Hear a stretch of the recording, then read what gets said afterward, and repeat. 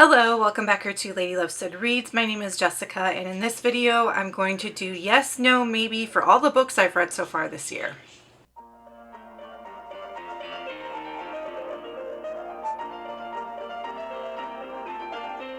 If you're new here, welcome. If not, welcome back. So this video was inspired by a video that I saw Sam at Sam Reads a Little do.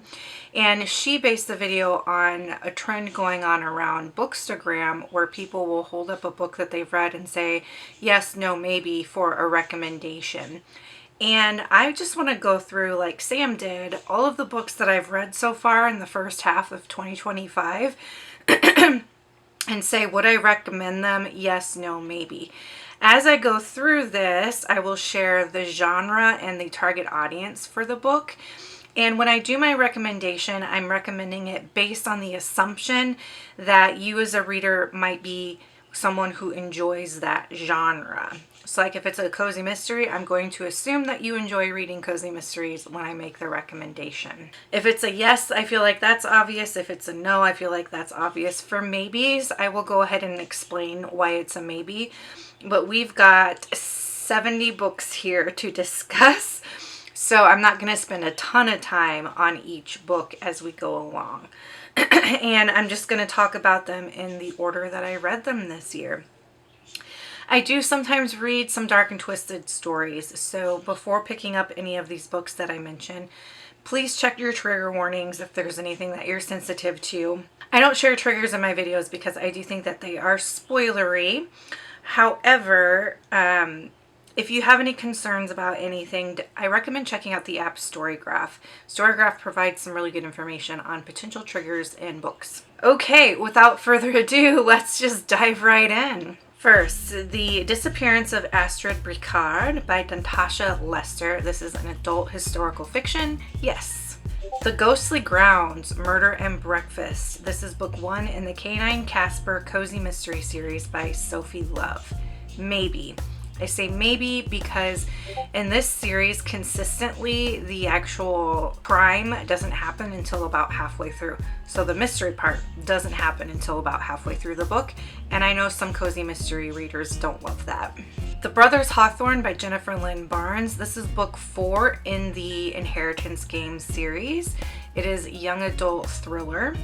Yes. The Perfectionist Guide to Losing Control, A Path to Peace and Power by Catherine Morgan Schaffler. This is adult nonfiction self-help. Yes. Darkly by Marisha Pessel, young adult thriller horror. Yes. The Whitechapel Fiend by Cassandra Clare. This is one of the short stories in the Shadowhunters universe. Maybe because you kind of have to have read The Infernal Devices for this story to make any sense. Incidents Around the House by Josh Mallerman and adult horror. No. Nothing But Shadows by Cassandra Clare. This is another novella in the Shadowhunters universe. Again, maybe because you kind of need to read the Infernal Devices. And then The Midnight Air by Cassandra Clare, which is a novella. Same thing, maybe after reading the Infernal Devices trilogy. Legendborn by Tracy Dion. This is young adult fantasy dark academia. Yes. Happy Ever After at Puddle Duck Farm by Della Galton. This is a cozy contemporary. Yes. Rope Me In by Kayla Gross. This is an adult cowboy romance. Yes. The Invocations by Crystal Sutherland. This is a YA horror. Heck yes. Home is Where the Bodies Are by Geneva Rose. This is an adult thriller / horror. Yes. Punch Me Up to the Gods by Brian Broom. This is an adult memoir. Maybe. If you're interested in the subject matter of this memoir, you might like it. It might be too hard-hitting for some folks, though. A Killing Cold by Kate Alice Marshall, an adult thriller. No. The Republic of Birds by Jessica Miller, a middle-grade fantasy. Yes. Espresso Shot by Cleo Coyle. This is like book 6 or 7, I think, in the Coffee House Mysteries Cozy Mystery series. Yes. The Hobbit, or There and Back Again by J.R.R. Tolkien. There's some debate about the age range for this one. I say it's YA, some people say it's middle grade. It is classic fantasy. Yes. All My Rage by Sabaa Tahir, a YA contemporary literary fiction. Maybe. This one felt a little over the top for me, but I think that some people might still really love it. Death with a Dark Red Rose by Julia Buckley. This is book 5 in the Writer's Apprentice Cozy Mystery Series, adult cozy mystery series. Yes. So Thirsty by Rachel Harrison. This is an adult horror. Maybe. There's not much to this book. It's just kind of a fun ride. So if you're looking for a book that doesn't have a lot of substance but is still kind of a fun time, then yeah, you might like it. Her Montana Hero by Roxanne Snowpeck. This is book 1 in the Montana Homebook series. This is an adult romance novella. Maybe. There are some things I really didn't like about this book, but it's also a book that's like a quick, easy read and does what it needs to do, so some people might like it. The Subtweet by Vivek Shreya. This is a young adult contemporary literary fiction. Maybe. This book isn't really character driven and it isn't really plot driven. This one is more idea driven. So if you like books that are idea driven, you might like it. If you like a book that is more plot or character driven, you probably wouldn't. The Nickel Boys by Colson Whitehead. This is an adult historical fiction, literary fiction. Yes. When the Crow's Away by Oralee Wallace. This is an adult cozy mystery series. It's book 2 in the Evenfall B&B series. Yes, I love this series. Don't Let the Forest In by C.G. Drews. This is a young adult horror. Yes, 1,000 times yes. Boiled Over by Barbara Ross. This is an adult cozy mystery. It is book 2 in the main Clambake series. Maybe. This cozy mystery is definitely more focused on the mystery than it is the cozy elements. So if you're that kind of cozy mystery reader, you would probably like it. If you prefer cozy elements, you might not. Bloodmarked by Tracy Dion. This is book 2 in the Legendborn cycle. It is a young adult fantasy dark academia. Yes. The Complete Tightwad Gazette, promoting thrift as a viable alternative lifestyle by Amy Decision. This is adult nonfiction. Maybe.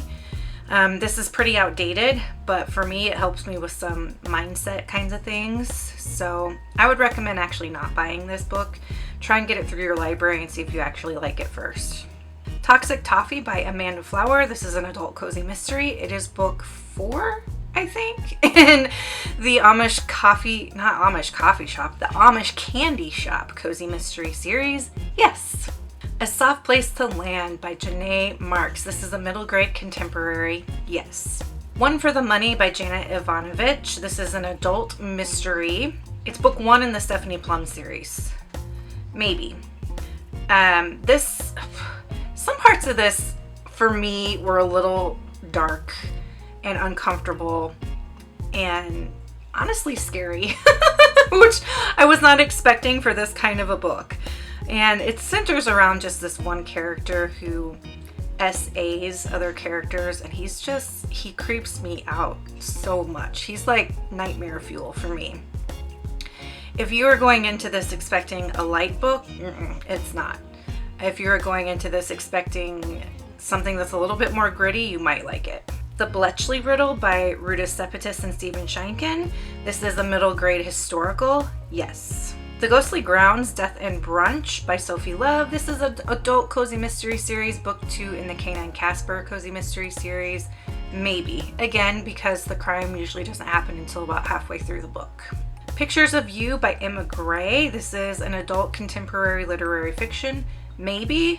If you like Colleen Hoover, you might like this. The Alice Network by Kate Quinn. Maybe. I DNF'd this because it's over a time period that I don't have much interest in, but if you are interested in World War I history, you might like it. Garfield Gains Weight by Jim Davis. This is the second bind-up in the Garfield original comic book series. Yes. The Midnight Feast by Lucy Foley. This is an adult thriller. Maybe. This is another one where there's not a whole lot of depth or substance to it, but it's a fun ride. Red in Tooth and Claw by Lish McBride. This is a YA noir western. No. The Virgin Suicide by Jeffrey Eugenides. This is considered a modern classic, adult literary fiction. Heck no. All agreed. Rosie's Traveling Tea Shop by Rebecca Raisin. This is book 1 in the Traveling Shop series. It's a contemporary cozy. One of Us is Lying by Karen M. McManus. This is a young adult thriller. This is book 1 in the One of Us is Lying trilogy. Yes. The Grandest Game by Jennifer Lynn Barnes. This is book 1 in the Grandest Game series, which is a spin-off from the Inheritance game series. It's a YA thriller. No. Black Butler Volume 2 by Yana Taboso. This is obviously Volume 2 in the Black Butler manga series. Yes. The Berry Pickers by Amanda Peters. This is an adult literary historical fiction. Yes. Thunder Songs by Sasha Lapointe. This is nonfiction. It is an adult collection of essays that are written in a memoir style. Maybe. If you're interested in the topics that she covers in the story, you might like this. Tide by Carrie Ann Cole. This is an adult dark romance. Yes. Colored Television by Danzy Sinha. This is an adult literary fiction. Maybe if you like satire. The Measure by Nikki Ehrlich. This is an adult speculative sci-fi. Maybe if you like books, again, that are more idea driven than they are plot or character driven. How to Sell a Haunted House by Grady Hendrix. This is an adult horror. Yes. Oathbound by Tracy Dion. This is book 3 in the Legendborn cycle. It is a YA fantasy / dark academia. Yes. Hate by Tate James. This is an adult dark romance. No. Bracken Beast by Kate Ellis Marshall. This is book 2 in the 13s trilogy. It is a middle grade horror. Yes. Murder at the Museum by Alastair Beckett King. This is book 1 in the Montgomery Bonbon series. It is a middle grade mystery. Yes. Starting Line by McKay Marie. This is an adult romance, sports romance. Maybe. If you like the Olympics, specifically the sports of gymnastics and swimming, I think you would love this. Meticulous Jones and the Skull Tattoo by Philippa Lethley. This is book 1 in the Inkbound series. It is a middle grade fantasy. Yes. What I Ate in 1 Year by Stanley Tucci. This is nonfiction. It's a series of diary entries. No.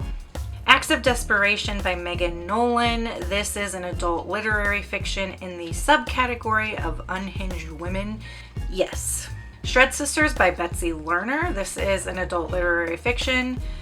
Maybe. This isn't really about sisters so much as it is about one of the sisters' lives, and it's just kind of that character's life story. You can tell that Betsy Lerner was originally a nonfiction writer. That really shows through in her fiction. And yeah, so maybe. Puzzle Heart by Jen Reese. This is a middle grade speculative fantasy. Yes. Frostheart by Jamie Littler. This is book 1 in the Frostheart trilogy. It is middle grade fantasy. Yes. The Artist's Way, A Spiritual Path to Higher Creativity by Julia Cameron. This is adult nonfiction self-help. No. The Kind Worth Killing by Peter Swanson. This is an adult thriller. Yeah. Botched Butterscotch by Amanda Flower. This is book 4.5 in the Amish Candy Shop Cozy Mystery series. Yeah. Done and Dusted by Lila Sage. This is book 1 in the Rebel Boo Ranch series. It is an adult cowboy romance. Maybe.